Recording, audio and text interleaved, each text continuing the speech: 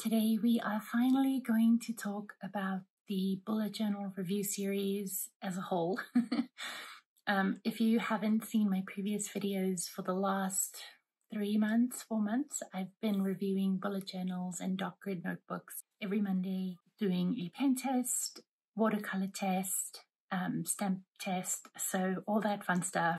So looking at bleed through, smudging, and ghosting in the various journals. We've looked at journals ranging from 80 GSM up to the 160 GSM journals, so we'll go through those. I try to stay very neutral in my reviews because this isn't for me, it's for you. I have my favorite, and this was an opportunity, if you're getting into bullet journaling, to decide which bullet journal could be best for you. And in this review, I will discuss my favorites, my least favorites, the surprises, and the standouts for me. So I hope you enjoyed today's video. So over on the blog, I've linked it down below. I have a chart that outlines the cost, the sizes, the number of pages, basically summarizing everything I've shown you in the videos so far. I'll link it up in the cards above where you can go and look at the playlist and see the videos for yourself in real time. And then I've also created a chart looking at the smudging, ghosting, and bleeding of the different mediums that I use that you can check out as well.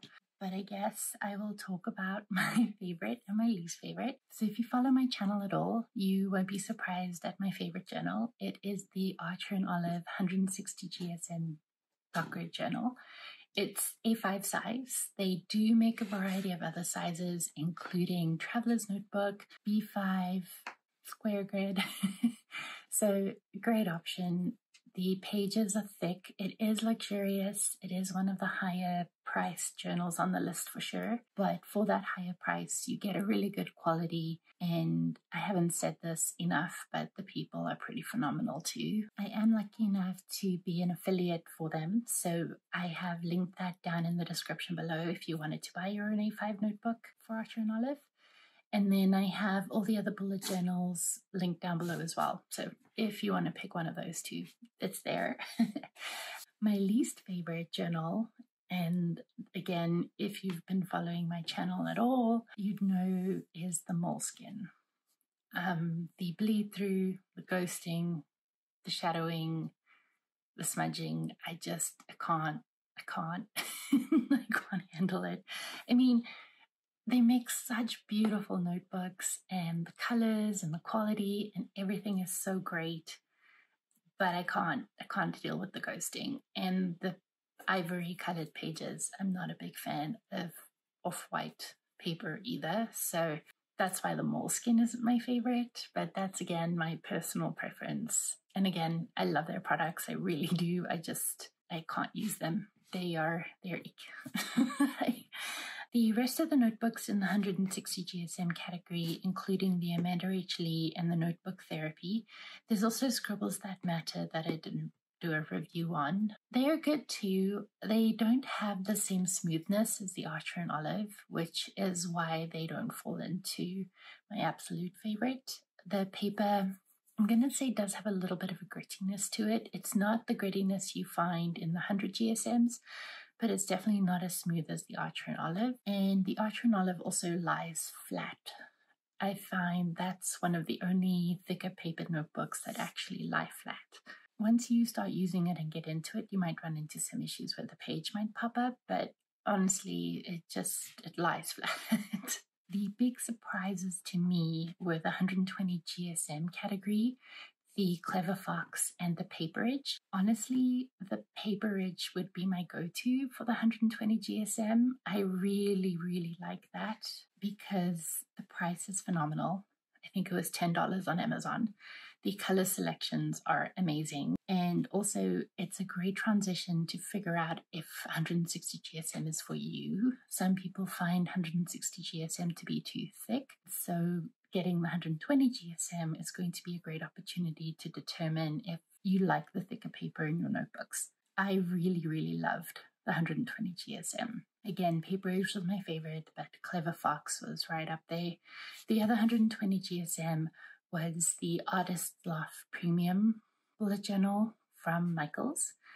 I did like that one. It's a great price. It's even easier to get a hold of if you have a Michaels in your area. It didn't have the same smoothness as the Clever Fox or the Paperage, so that's just something to keep in mind as well. My only knock against the Paperage is that the paper color is an off-white, unlike the Clever Fox or the Artist Loft Premium that's bright white, but I still think the price for the Paperage for the quality is unbeatable. So definitely check that out if the 120 GSM paper is for you. The other big surprise for me was the bullet journal from the dollar store. It was $4 and it's absolutely phenomenal. The paper is the grittiest of the bunch. It's definitely not the nicest paper, but it was $4. And I've actually been using it to do my sketching and stuff in, and I really, really do love it. So if you aren't sure if bullet journaling is for you, that's definitely an option as well. My least liked journal, so personal preference, like I said, was the moleskin, but I would actually stay away from the Artist's Loft bullet journal, not the premium, but the 100 GSM one. The margins are uneven. The paper quality is super gritty. I mean, it's $7 again, but you're better off with like the Paperage or with the 120 GSM Artist Loft notebook. That is a little bit more, I believe. In the US, it's, US $7. So I wouldn't get that. It's not the greatest. It was really frustrating, like seeing those margins all over the place, and you're not going to get the even layouts, especially if you're aiming towards something like creative journaling. I would definitely stay away from that one. So the next thing I wanted to address in terms of these bullet journals is coated paper. So the Dingbats has coated paper. I feel like the moleskin has a little bit of a coat to their paper as well. And the reason why I don't like those is because they're very prone to smudging. For the coated notebooks, if you're into pencil coloring or using your brush pens and blending, the coated paper is going to be your best friend because the ink sits on the page a lot longer. But for me, I don't do a lot of that in my bullet journal, so I tend to stay away from the coated papers. My other favorite journal in terms of a lower GSM, so if 160 and 120 GSM is too much for you, I would seriously consider the Rhodia notebooks, whether it's the Gold Book or the Rhodia-Rama, I think it's called. They are such great quality. The paper is so smooth and you're not going to ruin any of your pens. And just to be clear, the paper smoothness comes from vellum versus the coated paper of, say, the Dingbats. So that's just to differentiate between those two. So that is the end of this big bullet journal review. I will be doing smaller bullet journal or dot grid journal reviews as I get a hold of the notebooks or as more notebooks come out and I decide I want to take a look. So I'll be updating this list, so definitely stay posted on that. To summarize, my favorite thinner page notebook are the Rhodia notebooks, the Rhodia-Rama or the Gold Books. They're so great. Following up the Rhodias are the 120 GSM journals, and the Paperage is my favorite, with Clever Fox coming in at a super close second. And then my favorite is the Archer and Olive dot grid notebook in 160 GSM. I'm currently in an A5 size and I'm thinking of switching to B5 when this one runs out.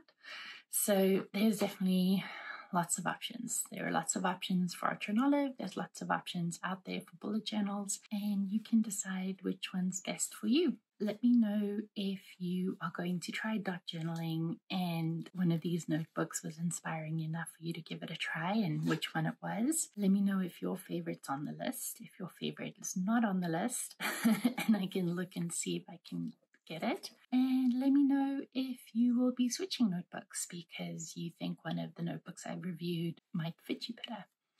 So thank you so much for watching today. I really appreciate it. And if you could like and subscribe, that would be so great. Thank you so much for watching today.